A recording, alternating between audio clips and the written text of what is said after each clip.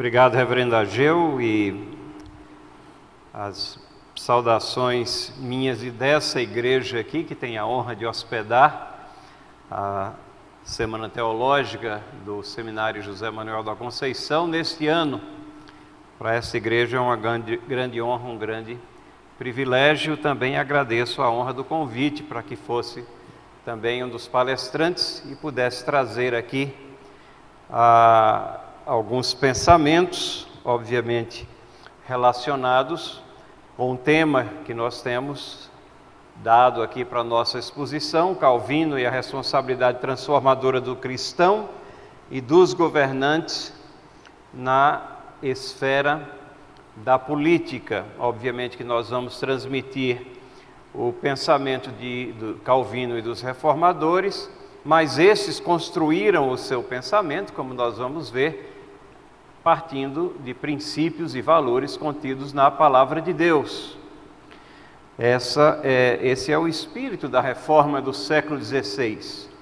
A reforma do século XVI não veio criar novas doutrinas, mas tão somente olhar para trás, olhar para a Palavra de Deus e fundamentar as suas conclusões naquilo que a Palavra de Deus ensina e que havia sido soterrado por séculos de tradição humana. Daí tantas e novas doutrinas estranhas terem surgido naquele período em que a igreja institucionalizada foi se afastando dos princípios da palavra. Nós poderíamos também chamar a nossa palestra de o conceito e legitimidade do Estado e da política na visão reformada, mas estamos particularizando mais em cima do pensamento de João Calvino, apesar de termos no nosso material alguma coisa sobre aqueles que se seguiram a João Calvino e que desenvolveram até um pouco mais o seu pensamento e a aplicação desses princípios aqui. Mas antes de darmos continuidade, vamos pedir a orientação de Deus para a nossa meditação nessa noite e para que o ensino nosso siga fielmente aquilo que Ele intenciona para a sua igreja e para cada um de nós. Somos gratos, Senhor, porque Tu tens levantado ao longo da história expoentes que têm se debruçado sobre a Tua palavra, Senhor, e com a iluminação do Espírito Santo têm conseguido discernir os ensinamentos que são tão necessários à nossa peregrinação aqui nessa terra, para que saibamos os nossos deveres, as nossas obrigações, para que sejamos um povo bem habilitado e para que essa habilitação que vem de Ti, Senhor, sirva de esteio e sirva de farol para os nossos passos no mundo tenebroso que carece das Tuas verdades.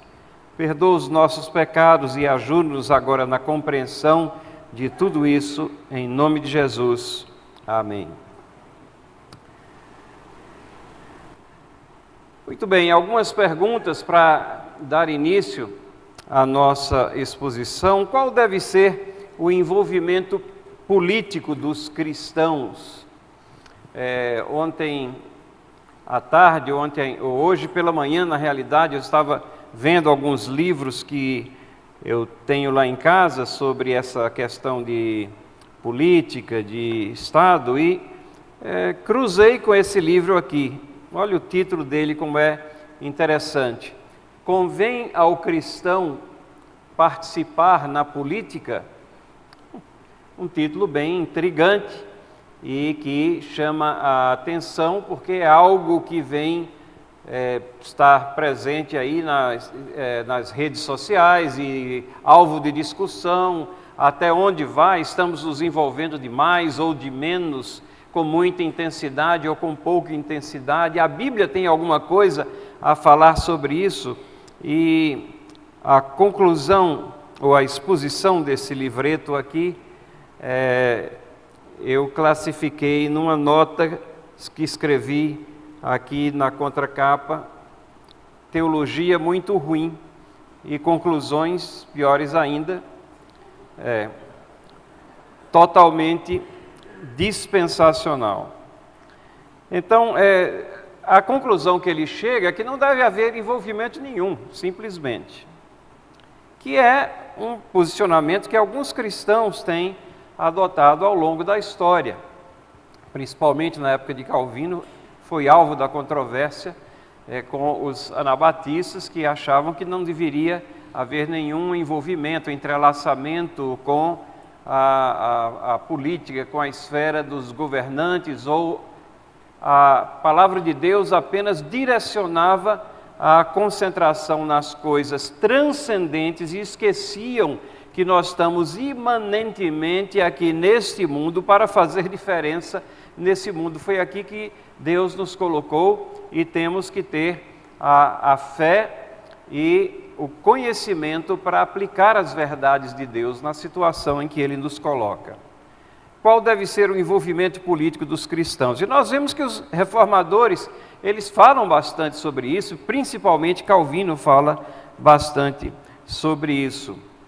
Qual o conceito do governo ou do Estado? O Estado não o Estado de São Paulo, um Estado específico, mas o Estado entendido como governo, a estrutura governamental. Qual a origem do Estado? Qual o propósito do Estado? E quando nós nos debruçamos sobre aquilo que chamamos de tradição reformada ou da visão reformada dessas coisas, nós vamos ver que o Estado não é uma instituição meramente projetada pela humanidade para organização ou regulamentação de suas interações sociais. O Estado, a organização do Estado, ela procede da Bíblia, ela está lá contida na Palavra de Deus, não é uma instituição meramente humana.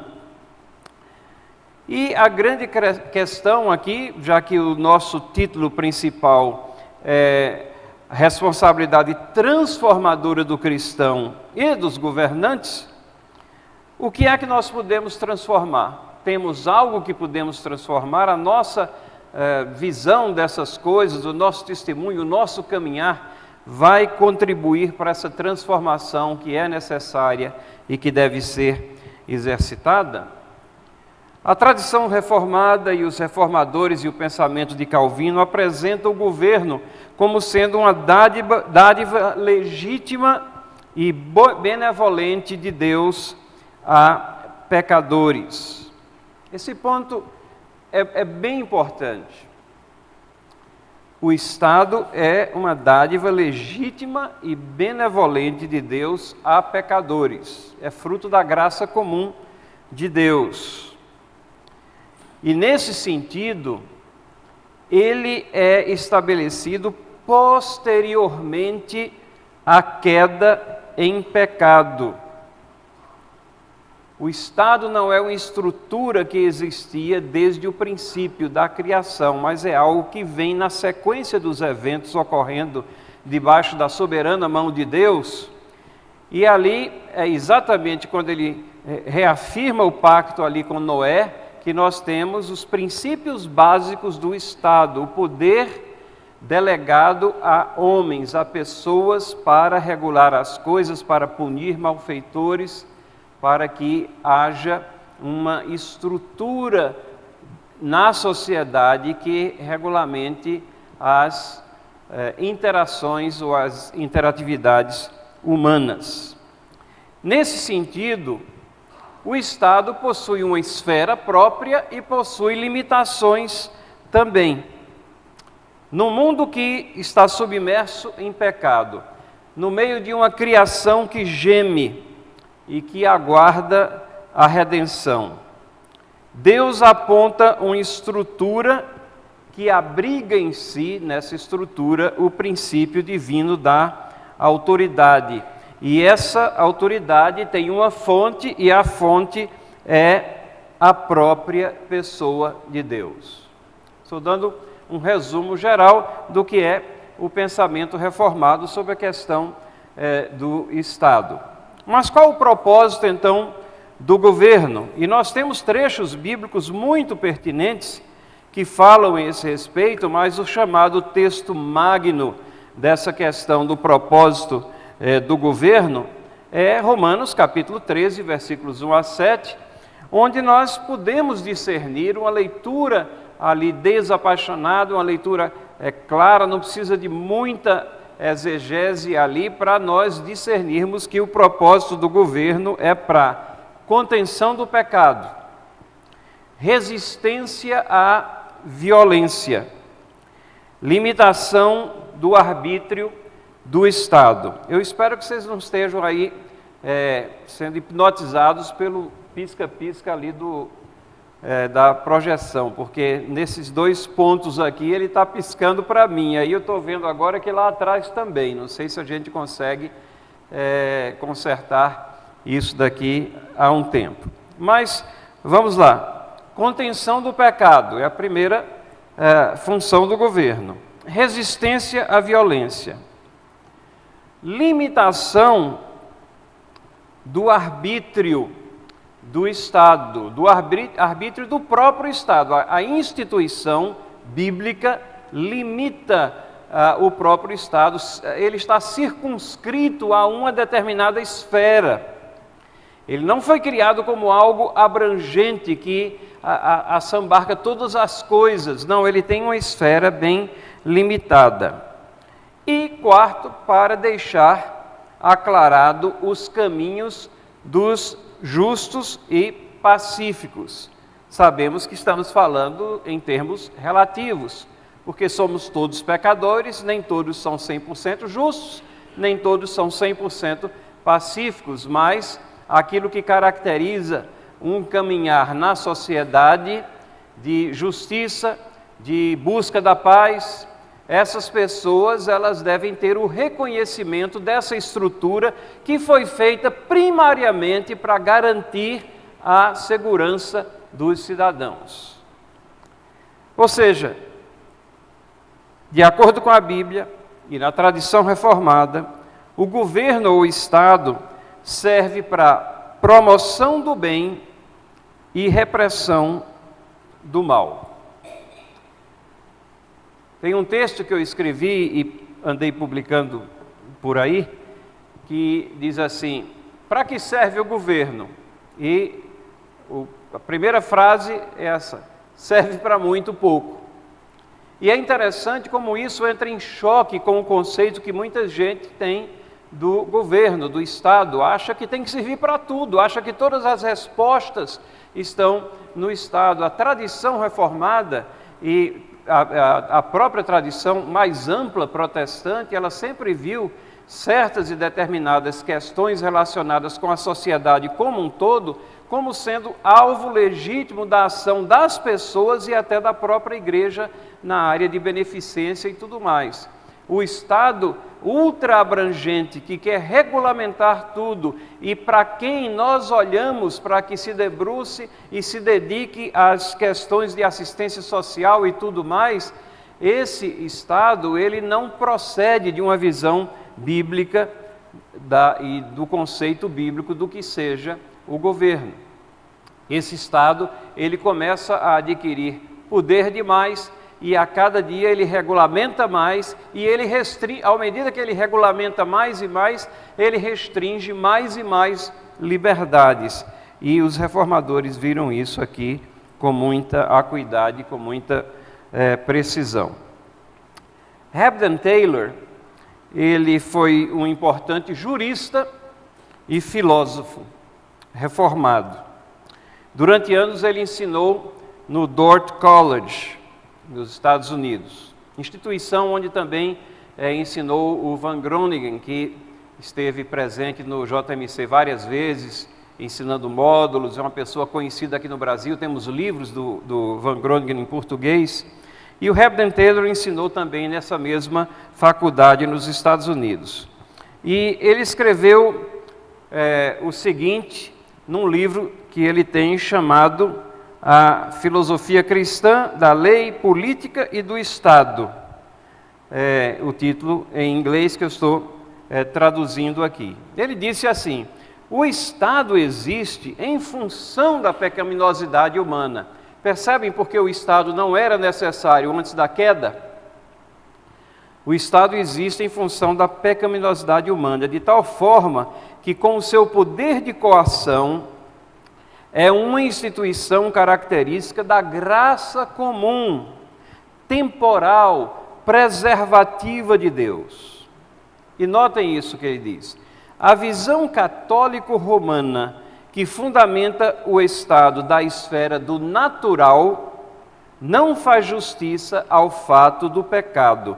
Tanto no Antigo como no Novo Testamento, o poder organizado da espada é relacionado com ênfase à queda do homem. Ora, se a principal função do Estado é restringir o mal existe depois da queda. E percebe a diferença entre a visão reformada e a visão católico-romana? A visão católico-romana tem o Estado como fazendo parte das coisas naturais inerentes à humanidade. Ora, nós olhamos para o relato da criação e nós vemos que certas questões como organização, estrutura, aquisição de conhecimento, tudo isso estava presente em Adão, mas não como uma estrutura designada principalmente para coibir violência, coibir pecado, punir malfeitores. E o Estado, essa é a função principal dele. Então, o fato de existirem estruturas, organização e tudo isso mais na pessoa de Adão, nos primórdios da humanidade, não quer dizer que a estrutura estatal, o Estado, estivesse presente desde o início. Isso é algo que vem posterior à queda do homem. E então, Hebden Taylor, aqui nós temos vários, você está dando para ver, tá? Ali embaixo, várias referências que dizem respeito exatamente a essas colocações. Não são colocações meramente que saíram da cabeça dele, nem de cabeça de reformadores, mas pontos extraídos daquilo que a Bíblia ensina sobre essa questão. Ora, se a gente estabelece a legitimidade bíblica da estrutura do governo ou do Estado, né, isso tem razões bíblicas para que ele existe, nós temos por extensão a legitimidade do envolvimento do cristão nessa estrutura. E é exatamente esse envolvimento ou atuação do governo que é chamado de política. A palavra grega politikos significa coisas dos cidadãos ou da cidade / Estado. Apesar dos conceitos englobados nessa palavra estarem presentes desde o início da história da humanidade e em evidência em trabalhos clássicos, como por exemplo na República de Platão, o uso presente remonta ao livro de Aristóteles. Ele escreveu um livro chamado exatamente isso, Ta Politica, sobre governo e sobre governados. Então essa é a origem do termo. E a palavra ela é definida classicamente como sendo a arte ou ciência de governo ou de governar, relacionada com o direcionamento e o exercício de influência no governo. Aqueles que participam ativamente à frente com autoridade num governo essa segunda parte da definição, ou relacionada com o ganho de controle sobre o governo. As atuações que são feitas através do voto, através de eleições, para que uma pessoa assuma um poder de autoridade dentro da estrutura. A arte ou ciência de tudo isso aí. Agora, e o envolvimento transformador nosso como cristão? Nós não temos como fugir de um envolvimento político ou transformador. E ele vai ocorrer de 3 maneiras. Pode ocorrer como autoridade governamental. Se o cristão estiver inserido de acordo com as peculiaridades de um sistema, e notem que a ênfase que eu estou dando é em um sistema qualquer. Existem diversos sistemas de governo. E se ele foi ali colocado como autoridade governamental, por exemplo, na época dos reformadores, eram príncipes, né? Eram monarquias, imperadores. Esse era o sistema vigente. E quem tinha autoridade, eles tinham um envolvimento político, e muitos desses se converteram no advento da reforma, muitos desses foram protetores da reforma, e ali estavam como autoridades governamentais. Pode ser como participante da escolha dos governantes. E a esse envolvimento somos chamados todos nós. Situação que existe em grande parte, né, dos sistemas contemporâneos designados como democráticos, né? E na democracia existem eleições e se escolhem os governantes. Nem todo país que tem eleições significa que haja democracia. Muitos têm eleições e não tem nenhum candidato, nenhuma escolha sobre os candidatos que são apresentados. Eu lembro muito bem, na época do Saddam Hussein, que ele tinha eleições periódicas e ele sempre ganhava com 99,5% dos votos do país. E quem quiser ousasse ser oponente dele ou votar contra aquele que era apresentado. Mas essa participação na escolha já é um envolvimento político. Então, muitas vezes a gente diz, eu não tenho nada a ver com política, não quero nada a ver com política, mas se você vai e tem que votar no nosso país, o voto é obrigatório, né? Até por força de lei, você já está envolvido em política. Ou como cidadão respeitador dessa estrutura, que procura influenciar ou fazer valer as suas convicções pelos meios legítimos. A Bíblia não é a favor da anarquia, da ausência de governo, de protestos descabidos, de depredações, de situações que causam desconforto a outros ou que prejudicam o direito de outros. A Bíblia nos diz que nós somos respeitadores, um povo pacífico, respeitador das estruturas, entendendo que existe sempre uma hierarquia de poder. E quando há um conflito, nós temos que atender ao poder maior, e o poder supremo é Deus. Então, quando o Estado se arvora à posição de ser Deus e começa a ditar moralidade ou a dizer que certas coisas erradas são certas, elas não anulam aquilo que a Bíblia diz que é certo, aquilo que a revelação especial nos diz como sendo certo. Uma outra citação dele, agora nas seções 2 e 3 do capítulo 20, na segunda seção, entrando na terceira, ele afirma que mesmo restrito à esfera temporal, o governo civil é área legítima ao cristão. E na realidade Calvino chama de fanáticos os que se colocam contra a instituição do governo. Entre as funções primordiais do governo, Calvino relaciona as seguintes: que paz pública não seja perturbada. Então o governo é para garantir a paz pública. Que as propriedades de cada pessoa sejam preservadas em segurança. Direito de propriedade, não as chamadas invasões, não, isso fere direitos de propriedades.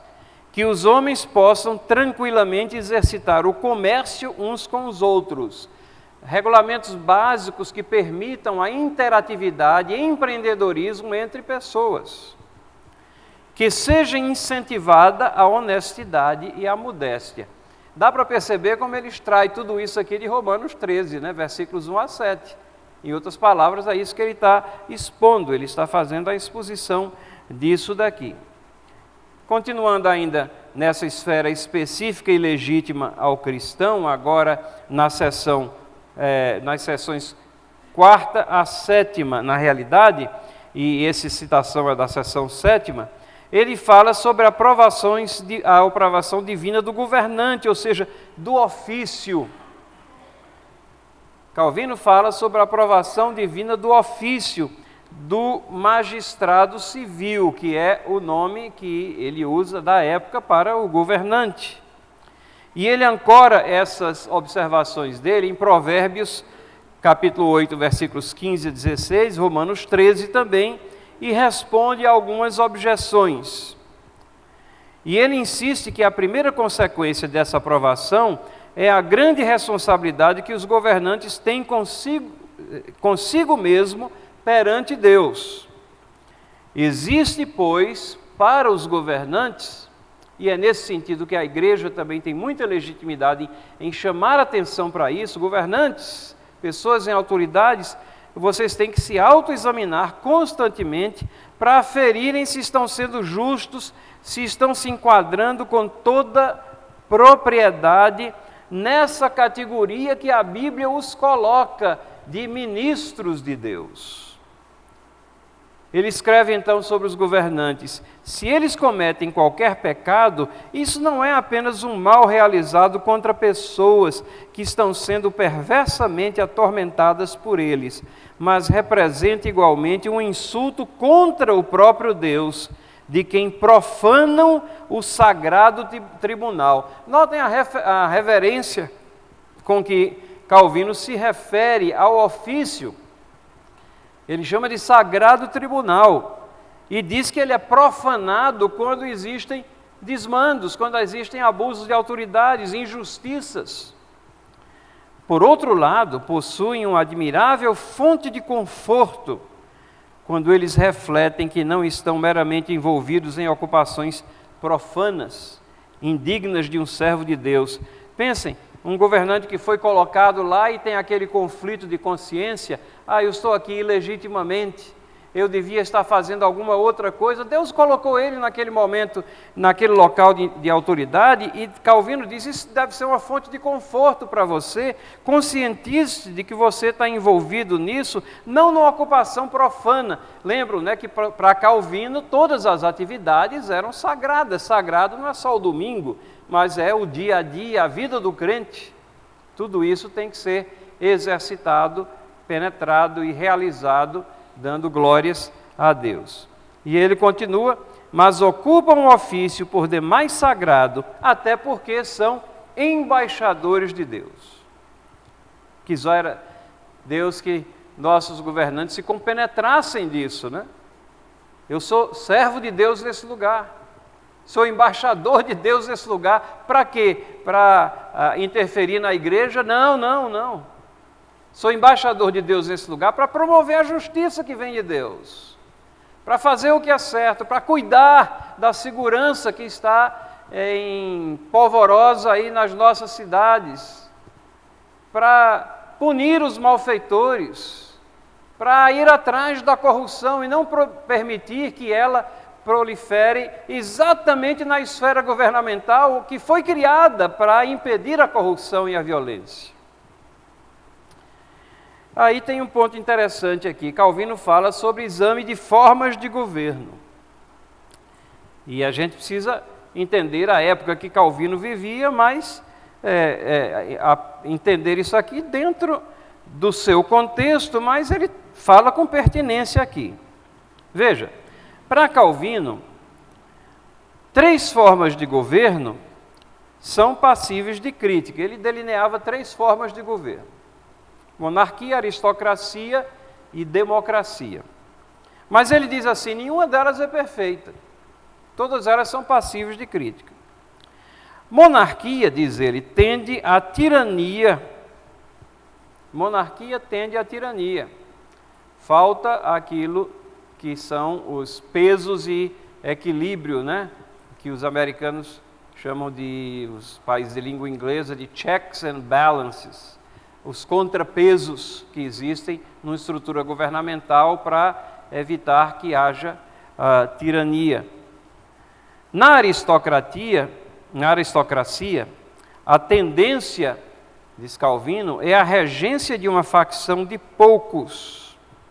Então ele diz: na aristocracia você tem sempre poucas pessoas na regência, e aquelas pessoas vão se auto-perpetuando, né? Sempre é aquele grupo de pessoas mais aquinhoadas ou que tiveram mais condição de desenvolvimento acadêmico, alguma coisa assim. Na democracia, Calvino vê uma forte tendência à quebra da ordem. E se nós formos honestos, a gente vai ver que quando a democracia é entendida como todo poder emana do povo e tal, e Deus é alijado da democracia, então vale tudo, gente. Se a maioria quiser uma coisa que é errada, vale aquilo que é errado. Mas é assim? Ou será que certos princípios e valores são fundamentos eternos que não devem ser mexidos pela estrutura governamental, mas ela sim também deve se reger por esses e não mexer neles? E aí talvez vocês se espantem com isso. Depois que ele critica as 3 formas de governo, ele se revela um defensor da aristocracia como sendo a forma menos danosa de governo. O raciocínio de Calvino é o seguinte: a história não favorece monarquia. Reis e imperadores despóticos marcam a história monárquica. No entanto, ele não se sente confortável numa democracia sob o temor de que as massas não saibam conter seus vícios e defeitos. Agora, vamos ser justos com Calvino. Democracia, na forma como nós entendemos nos dias de hoje, isso não era um conceito praticado na maioria das nações lá na época de Calvino. Não era sequer discutido amplamente. A não ser alguns séculos depois de Calvino, é que começa a ser discutido e praticado. Então, de certa maneira, Calvino falava até em tese, porque era uma forma incipiente de ideias que não estavam ainda submetidas à prática, ao teste empírico de ver como é que é. E Deus, na sua graça comum, permite que certos regimes democráticos, eles tenham se estabelecido e servido até de alicerce para a liberdade de culto, para a propagação do Evangelho, para a proteção dos limites da igreja e para não exacerbar os próprios limites do governo. Mas Calvino diz que no governo de alguns sobre muitos, que é a aristocracia, ele vê a possibilidade de controle de uns sobre os outros, aconselhamento mútuo e preservação desses vícios e defeitos. Mas o que é interessante é o seguinte: Calvino diz que a essência de qualquer forma de governo, a essência de qualquer forma de governo é a liberdade, garantia da liberdade. E ele procurava se concentrar nessa questão aí. Então ele escreve aqui: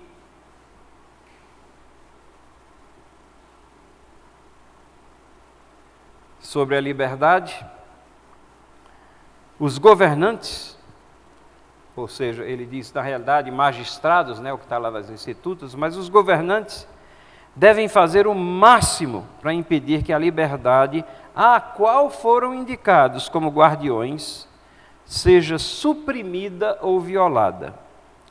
Se eles desempenham essa tarefa de forma relaxada ou descuidada, não passam, e aí naquele linguajar suave de Calvino, que é peculiar, ele diz: não passam de pérfidos traidores ao ofício que ocupam ao seu país. Pérfidos traidores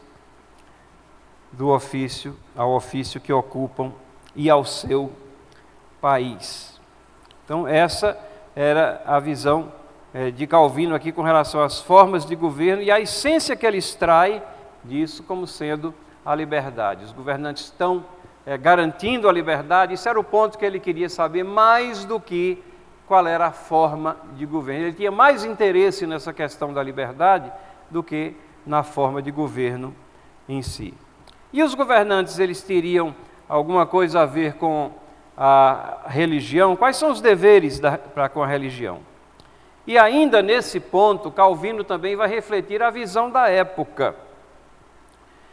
E a visão da época era que os governantes, um dos propósitos dos governantes era promover a religião verdadeira. Notem, eu já falei aqui que Calvino defendia a separação entre igreja e Estado, mas nesse ponto a coisa fica um pouco cinzenta, porque ele volta a insistir na visão da época de que era dever dos governantes promoção da religião verdadeira. Essa compreensão viria a fazer parte, inclusive, do texto original da Confissão de Fé de Westminster. Se a gente pegar o texto original da Confissão de Fé de Westminster, nós vamos ver que essa visão de Calvino está presente lá dentro. A função dos governantes é promover a religião verdadeira. Quase 100 anos depois, a confissão foi feita, 1648. Em 1788, essa visão da Confissão de Fé, ela foi modificada já nos Estados Unidos. E a seção 9 aqui, do capítulo 20, desenvolve essa linha de pensamento. Calvino faz referência a várias passagens bíblicas que conclamam os governantes a exercer princípios divinos de justiça, como Jeremias 23, 2, Salmo 82, 3 e 4. Mas não é somente nessa abrangência que ele enxerga a atuação do governo. Ele afirma que a esfera da autoridade se estende a ambas as tábuas da lei. Para Calvino, o governante tinha que estar com os 10 mandamentos debaixo do braço também, mas ocorre que a proclamação desses deveres de Deus, do homem para com Deus e do homem para com o homem, isso é uma responsabilidade da igreja, enquanto que a segunda tábua, ou pelo menos os últimos 6 mandamentos, são os deveres entre pessoas. Ali nós vemos a esfera legítima de atuação do governo, Se os primeiros 4 mandamentos, a primeira tábua, fala dos deveres dos homens para com Deus, o governo estaria legitimado não somente em promover o exercício da religião verdadeira, como também punir os que não a seguissem. Esse pensamento de Calvino foi posteriormente refinado por vários outros pensadores e documentos reformados, como eu já disse, como a própria Confissão de Fé, que nós adotamos, que é a versão de 1788, reformada lá nos Estados Unidos, que, diferentemente de Calvino, viriam a considerar a esfera legítima de atuação do governo como situada na segunda tábua da lei, os mandamentos que regulam as atividades e relacionamentos com o nosso próximo. Na seção 10 do capítulo 20, Calvino ainda trata desse assunto e responde a objeções colocadas sobre esse ponto de vista, especialmente objeções que vinham do campo anabatista. Eu acho extremamente saudável todo esse exame, essas coisas que nós vemos em Calvino, porque uma coisa que nós reformados temos que saber é que não há infalibilidade em Calvino. Não, ele é uma pessoa que foi escolhida por Deus, que trouxe uma palavra extremamente pertinente à igreja, mas tomemos cuidado de mantermos uma visão sempre orientada para a palavra de Deus, utilizando o trabalho desses servos de Deus ao longo da história. Mas aqui nós vemos como a própria tradição reformada, ela não se desenvolveu pegada nesse ponto aqui. Porque ele é um ponto, na realidade, que é indefensável partindo das Escrituras. Bom, as prerrogativas dos governos, da seção 11 até a 13, é o alvo daquilo que Calvino vai escrever. E aí ele fala de várias prerrogativas, começando com a de se envolver em guerras. Vejam, não é que Calvino está incentivando um Estado beligerante, mas ele vê como fato, nós vivemos num mundo que é pecado, e ele vê como fato que os governos terão de pegar em armas para a defesa de seus governados e de seus territórios. Então, pensando nessa linha, o governo, na visão de Calvino, deve ser forte, deve se armar para garantir a vida pacífica e interna dos seus governados. A Bíblia diz, né, não traz em vão a espada em suas mãos, os governantes, reprimindo os criminosos pela força, sim. Em todas essas sessões, Calvino faz referências à restrição necessária aos governantes para que não abusem a prerrogativa da força. Lembram das palavras de João Batista aos soldados que vieram até ele lá, que eles não deveriam abusar da força, dar acusações falsas e por aí vai?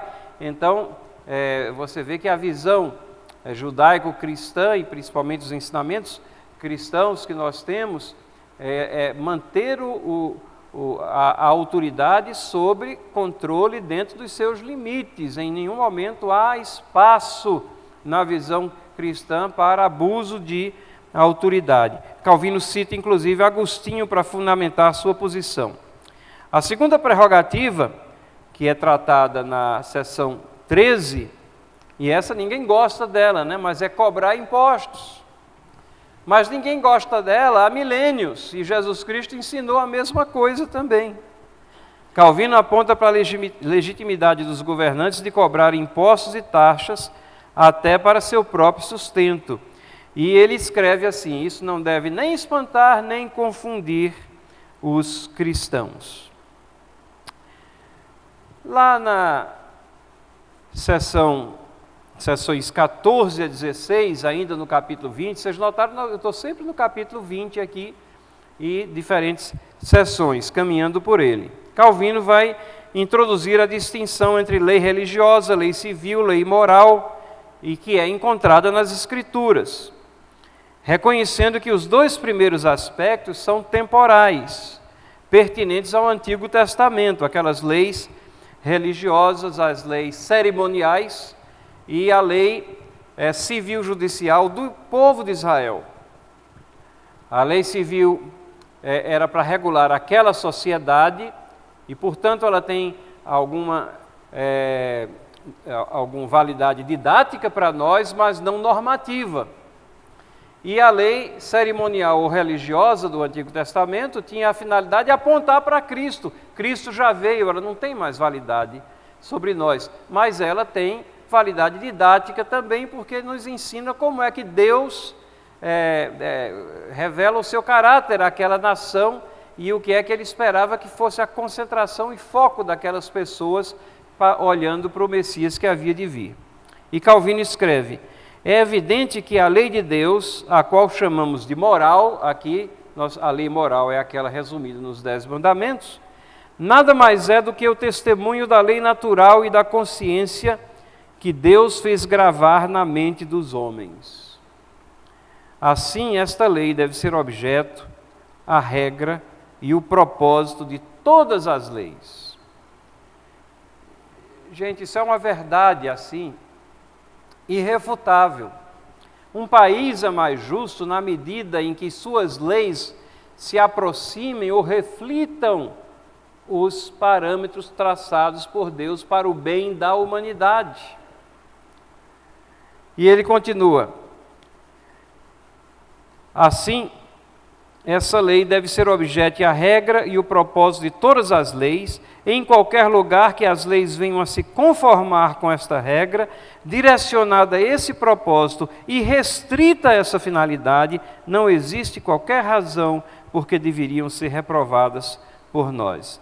E Calvino faz citações do livro A Cidade de Deus, né, de Agostinho, e apoiando a sua exposição, e termina examinando as leis de Moisés, quais podem ser aplicadas e quais foram temporais, abrogadas pelo advento da nova aliança.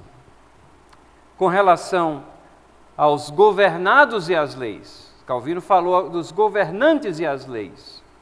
Agora ele fala dos governados e as leis, o relacionamento de uns para com os outros, E ele utiliza 5 sessões, 17 até a 21, para tratar de um tema que é sempre controvertido.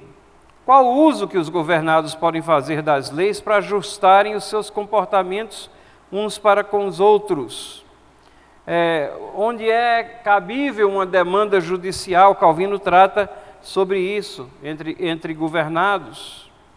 E uma das preocupações dele era sempre refutar os anabatistas que condenavam qualquer forma de procedimento judicial.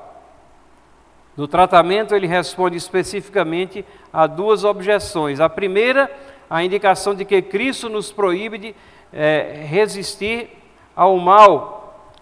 Os crentes são pessoas que devem suportar afrontas e injúrias.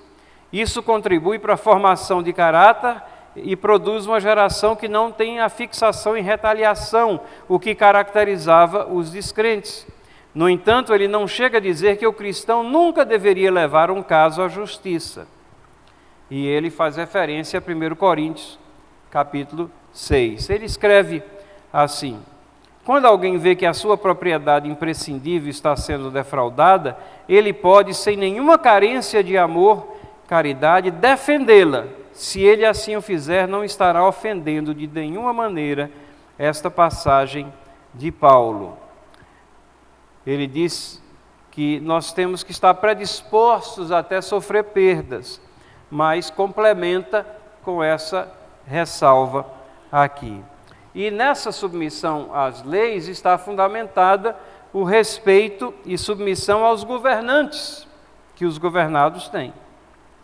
As 10 últimas sessões, 22 até 32, ele fala de respeito e submissão aos governantes. Calvino escreve: insisto intensamente em provar isso, que nem sempre é perceptível aos homens que mesmo um indivíduo do pior caráter, aquele que não é merecedor de qualquer honra, se estiver investido de autoridade pública, recebe aquele poder divino ilustre de sua justiça e julgamento que o Senhor, pela sua palavra, derramou sobre os governantes. Assim, no que diz respeito à obediência pública, ele deve ser objeto da mesma honra e reverência que recebe o melhor dos reis.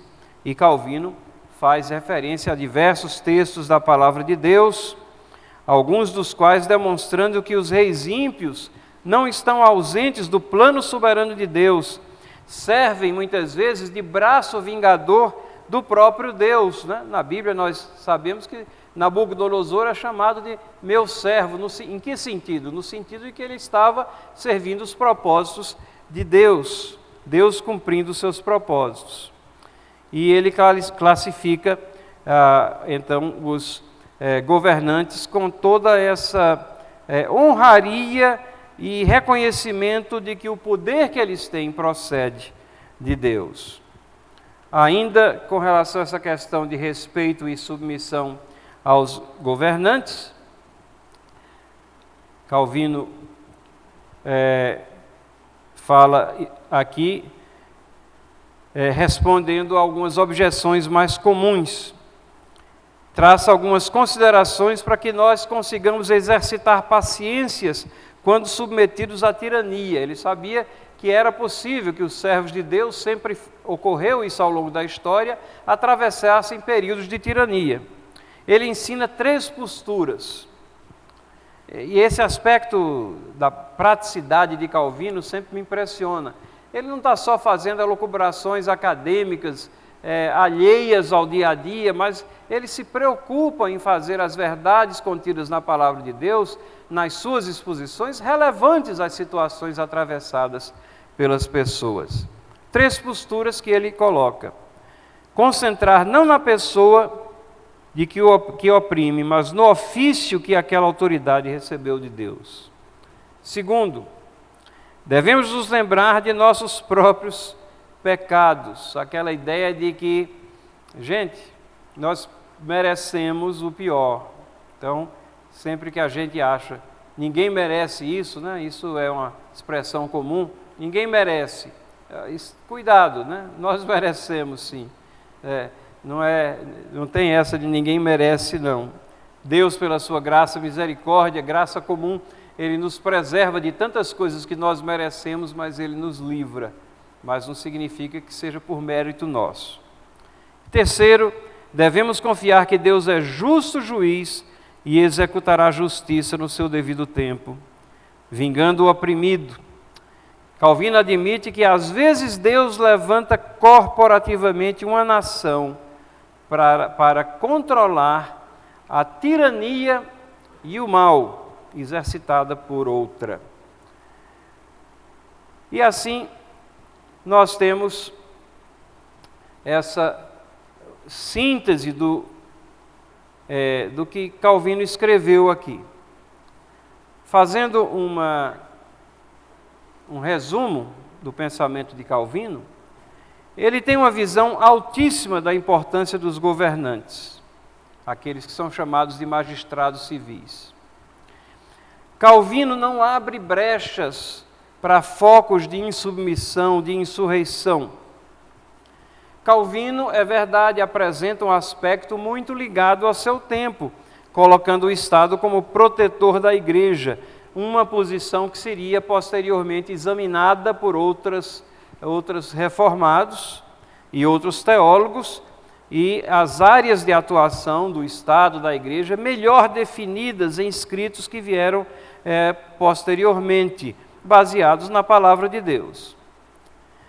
Mas Calvino, mesmo assim, tendo essa posição, que talvez seja uma das poucas que a gente pode destacar como estranhas ou muito ligadas à sua época, ele não deixa de classificar as esferas de cada um, Estado e Igreja, agindo em regiões e situações diferentes.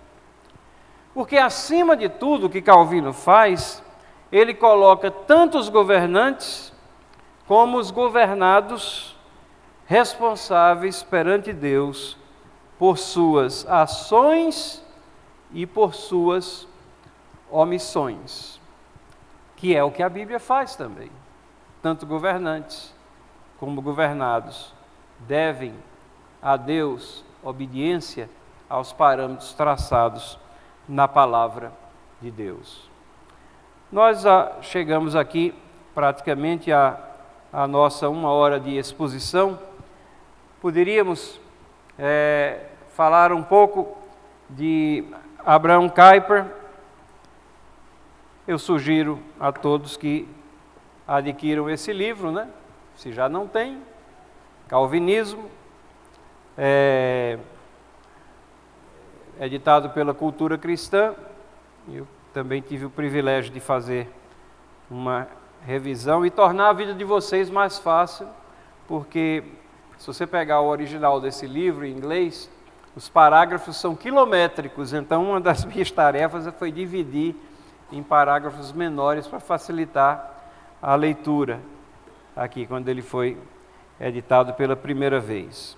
Um outro livro que eu recomendo é esse aqui, Calvino em Praça Pública. Esse está bem novinho aqui, publicado em 2017.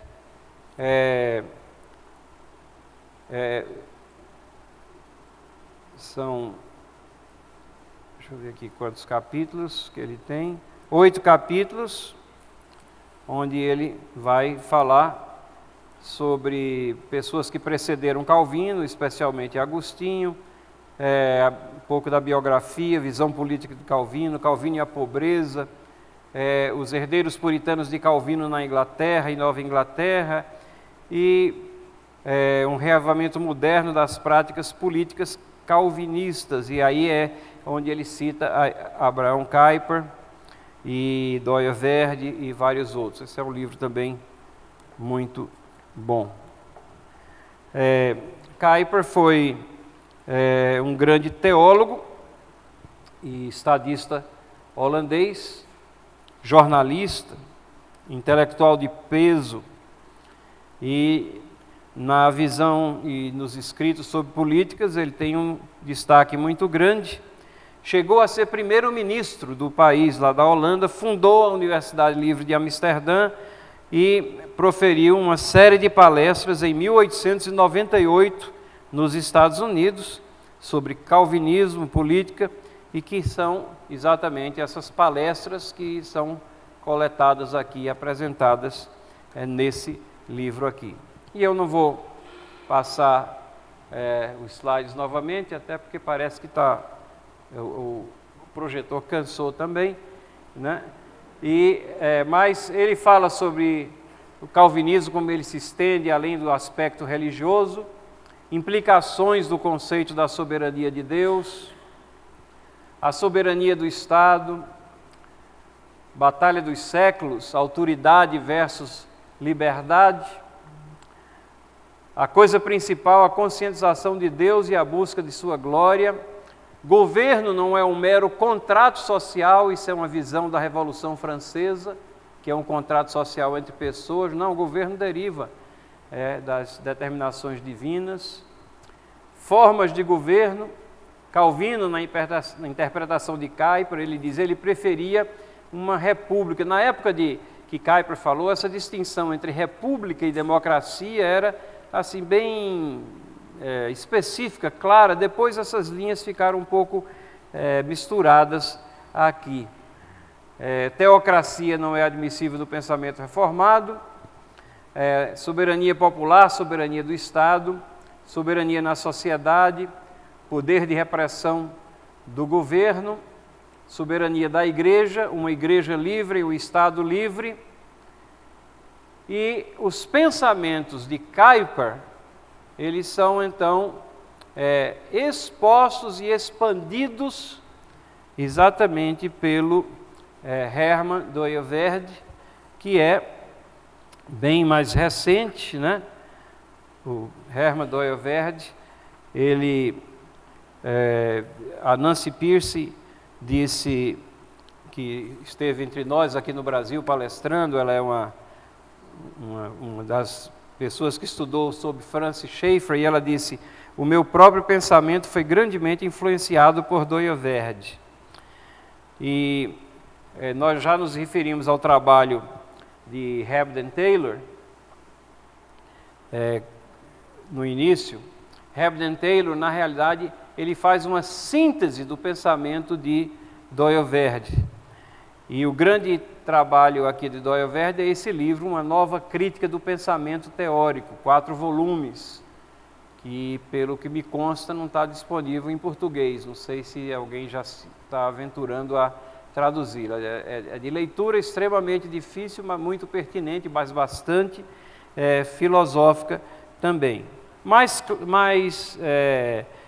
fácil de leitura é essa Visão Cristã do Estado, escrita em 1936. E ele constrói a ideia dele do Estado na tradição e trabalho de Agostinho, Calvino e Kuyper. Todos esses, Calvino, Kuyper, Dooyeweerd, entendem a estrutura do Estado como uma consequência da queda do homem, e não como fazendo parte da estrutura inicial. Mesmo assim, o Estado é uma instituição com esfera específica de autoridade, devendo responder a Deus, o doador dessa autoridade. E ele escreve e lembra aqui que a função do Estado, desde a fundação, é vista no aspecto histórico da realidade. Tomás de Aquino, e a teoria político-católico-romana, disseminada após ele, ensinou que o Estado, como tal, não foi instituído em função do pecado. O poder da espada, na visão católico-romana, não é a parte da estrutura do Estado. Isso é um desvio da visão das Escrituras apresentada com convicção e vigor pelos pais da Igreja, especialmente por Agostinho. Então, já caminhando para a nossa conclusão,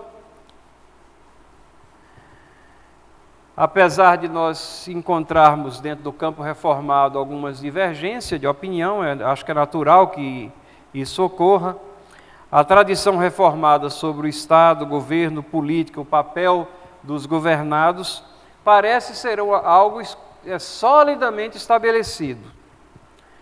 E um dos pontos que mais mereceram um tratamento detalhado pelos reformadores e por aqueles que escreveram na tradição dos reformadores.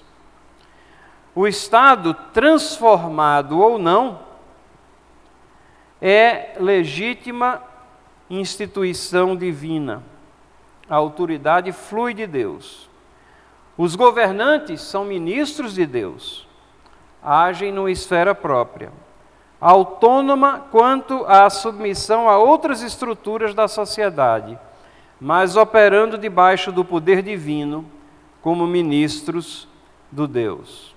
E o cidadão cristão transformador, o cidadão cristão não somente deve obediências à instituição do governo, mas tem o direito de se envolver nela e nele, no governo, em atividades políticas, procurando glorificar a Deus em todas as suas ações. São esses os pensamentos que nós gostaríamos de trazer, então, aqui nessa noite, na expectativa de estimular também o pensamento, porque, obviamente, não é possível a gente cobrir tudo, e nem tocamos, né, na Confissão de Fé de Westminster, nas mudanças que ela teve, na forma como ela trata tudo isso aí, e ela faz parte da tradição reformada também. Que Deus possa orientar nossos pensamentos, e a nossa oração é sempre que nós firmemos as nossas convicções, não somente sobre esse ponto, sobre essa questão de um estado limitado com um foco muito específico, mas as nossas convicções éticas, o que é certo, o que é errado. Vamos deixar de eu acho, eu penso que é assim, vamos deixar de absorver a visão que o mundo tem, mas vamos voltar à palavra de Deus, firmar nossas convicções, nossos alicerces, nosso caminhar em cima daquilo que a palavra de Deus nos ensina. Essa é a nossa oração. Obrigado pela atenção de vocês.